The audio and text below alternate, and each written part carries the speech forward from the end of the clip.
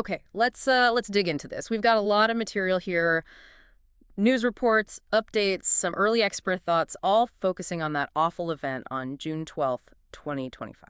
The crash of Air India 171 in Ahmedabad. Exactly. So our goal in this deep dive is really to sort through all this information, pull out what's crucial, understand the sequence, what happened, the immediate fallout, and importantly, the questions that are starting to pop up now that the investigation's kicking off. Key of it is getting you up to speed on the key facts as we know them right now. It's a tragic story, obviously, but understanding the details is important. It really is. And here's where it gets particularly intense. This wasn't a crash into an empty field, was it? No, absolutely not. The sources are clear. This London-bound flight went down just minutes after takeoff. Right into a busy area, specifically hitting a medical college hostel. Which immediately adds another terrible dimension to the tragedy beyond the aircraft itself. So let's lay out the basics first. Air India Flight 171, it was a Boeing 7878 Dreamliner. Took off from Ahmedabad June 12th. Correct. Destination, London.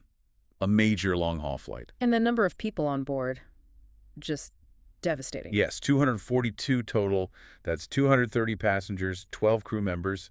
Air India has confirmed, tragically, 241 fatalities. Just awful. And almost unbelievable, there's a report of a sole survivor. That's right, Vishwash Kumar Ramesh, a British national, Indian origin. The reports we have suggest he was near an emergency exit. And somehow managed to get out. Jumped. It seems so. An extraordinary detail amid such loss. And then there's the impact on the ground. That medical college hostel, the BJ Medical College Hostel. About, what, a mile from the airport? 1.7 kilometers. Roughly, yes. Yeah. And critically, it happened around lunchtime, so a busy time for the college. Which meant, tragically, people on the ground were involved. We heard about medical students, residents. Yes, killed and injured. The initial numbers we saw were at least 5 students killed, nearly 50 injured. Though the exact ground toll, well, that seemed unclear right at the start. The descriptions of the scene, hard to even imagine. Smoke, debris everywhere. And that image of part of the tail section stuck on top of the college building, just stark. And the identification process, incredibly difficult. We read reports that bodies were badly burned. Yes, requiring DNA testing, a grim, grim task. The survivor, Mr. Ramesh, Yeah. he's shared some of what happened. Some fragments, yes. Hearing a loud noise, the crash itself happening very fast, seeing bodies, disorientation, running, someone helping. He was injured too, right? And looking for his brother. That's what was reported. His brother was also on the flight. Just unimaginable trauma. Absolutely. Okay, let's shift focus slightly. The aircraft itself, and the first questions experts are asking. Right, so the plane. Boeing 787-8 Dreamliner. Registration VT-A&B. About 11 years old, operated by Air India. And the 787 Dreamliner, generally, it's seen as a very safe aircraft, isn't it? Extremely good record. It's been flying commercially for, 15 years now? Over 1,100 in operation worldwide. It's really enabled a lot of new long-haul routes nonstop. And this point is crucial. Our sources say this is the first fatal crash involving a 787 Dreamliner. That's correct. Yeah. Which is why this incident is getting so much attention in the aviation world. Now, understanding the flight phase is key here. Takeoff. A critical moment. Hugely demanding. Yeah. You need that massive surge of power for lift. There's the V1 speed on the runway. The point of no return, basically. Once you pass V1, you're going flying. You're committed. Then you've got the sequence gear up, flaps adjusted for climb and acceleration. And the flight data we have so far is quite stark. Very. Took off 09.00 GMT. Maximum altitude reached. Only 625 feet. Which is barely, 425 feet above the airport itself? Exactly. Incredibly low. And then it started descending, a rate of about minus 475 feet per minute. And carrying a lot of fuel for that London trip. A full load, yes. Yeah. So this lack of climb, this is where the initial, I stress, speculative analysis comes in.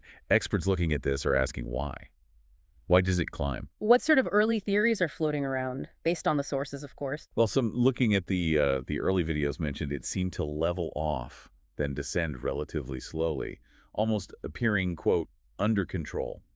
So not like a sudden catastrophic breakup in the air? Not necessarily, based on those initial visuals, though remember there was also a witness account mentioning an explosion, so conflicting reports there. Okay. What else? Something that stood out to one expert was the landing gear. It apparently stayed down the entire time it was airborne. Which might mean... Well, the suggestion was maybe something went wrong very early, like late in the takeoff roll itself, before they'd even normally retract the gear. And the flaps. That seems important for lift. Absolutely critical. Hmm. Flaps provide that extra lift needed at lower speeds during takeoff and initial climb. Experts looking at grainy images or just the flight profile are questioning, were the flaps set correctly or were they maybe retracted too soon? Leading to the plane just not generating enough lift. That's the core question there. Yeah. Was it not making enough lift? Another possibility raised was a dual-engine rollback. Both engines losing power. Simultaneously, or nearly so. Potentially fuel-related? Maybe icing. One expert drew a parallel to a past crash involving a different aircraft type where that happened. And there was a Mayday call. We heard that reporting. Yes, very significant. A mayday means the crew knew they had a major emergency right at the start, almost immediately after getting airborne. But we have to keep saying it. This is all early speculation. Educated guesses, maybe, but speculation. Absolutely. The formal investigation is the only way we'll get actual answers, conclusively. And that's already started, right? India's AAIB? Yes, the Aircraft Accident Investigation Bureau in India launched the formal probe immediately. This is standard procedure, following international ICAO protocols, Annex 13 specifically. It ensures investigations are thorough, independent, and cooperative globally. They're forming a committee of experts. And government ministers visited the site, the injured. Yes, India's aviation minister went to the crash site. The Home Affairs minister visited hospitals and families, shows a level of national concern. And international help is coming in, too. The U.S. NTSB. Correct. The NTSB is leading a U.S. team. The FAA is providing technical support. And they'll work with Boeing, the manufacturer, and GE, who made the engines. And the U.K., since British nationals were involved. Yes, the UK's AAIB offered help right away. They have expert status in this investigation because of the British citizens on board.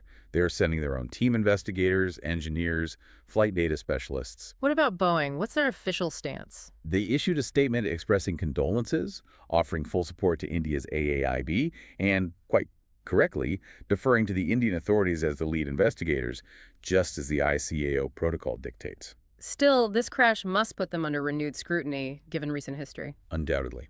Despite the 787's excellent prior record, the company's been under intense pressure after the 737 MAX crashes, software issues there, and then the 737 MX-9 door plug incident earlier this year, which looked like a manufacturing problem. So even if this turns out to be completely unrelated, it just adds to that pressure cooker environment for Boeing. It does. Now, Air India's response, beyond the condolences, they've focused on the immediate needs. Emergency response, sending care teams, setting up a helpline. That number was 1-800-56-91-444, right? Yes, and arranging relief flights from Delhi and Mumbai for families needing to travel to Ahmedabad. And their owners, Tata Group, stepped up with financial aid, too. Quite quickly, yes. 10 million Indian rupees, about 117,000 US for the families of each victim, and covering medical costs for the injured. Looking briefly at Air India's own safety history, the sources mentioned it's, well, maybe not considered top tier globally. It's generally seen as comparable to many international carriers, but perhaps not in that very highest echelon, historically. There have been previous fatal crashes, the sources mentioned, incidents in 66, 78, 82, and 85.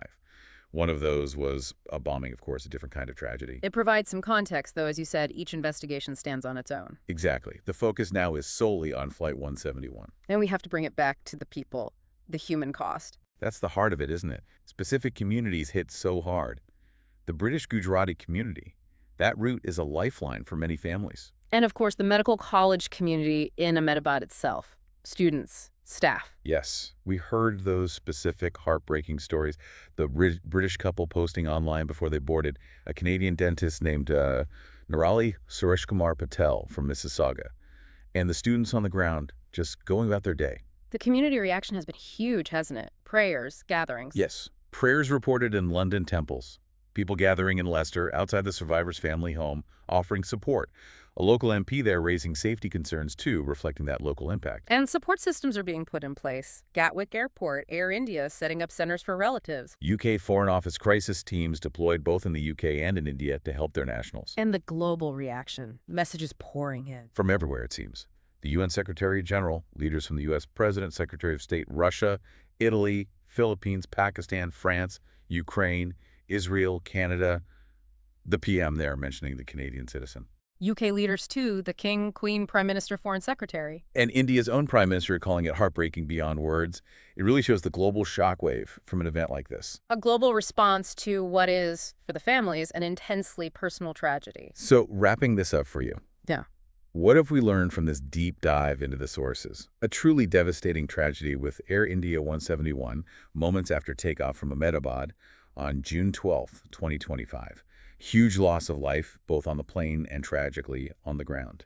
Investigations are moving fast. International cooperation is happening. India, US, UK experts all involved. And the early analysis, though speculative, is zeroing in on that critical takeoff phase. Questions about lift, about engine power, about how the aircraft was configured, flaps, gear, things like that. What's really striking here is seeing how the global aviation safety system clicks into gear. It's this established process, international rules guiding everything, bringing all these different experts together. Manufacturers, investigators, airlines, all focused on finding out exactly what happened.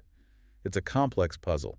Requires painstaking work, analyzing flight data, wreckage, recordings. Which brings us to a final thought for you, the listener. Given this early talk about technical factors, maybe flaps, maybe engines during that critical takeoff moment, and knowing that takeoff, despite all the safety measures, remains inherently risky. What specific detail, what piece of evidence from this investigation do you think will be the absolute key? The thing that unlocks the definitive cause of this terrible crash and helps make sure something like this is less likely to happen again, something to consider as the investigation unfolds.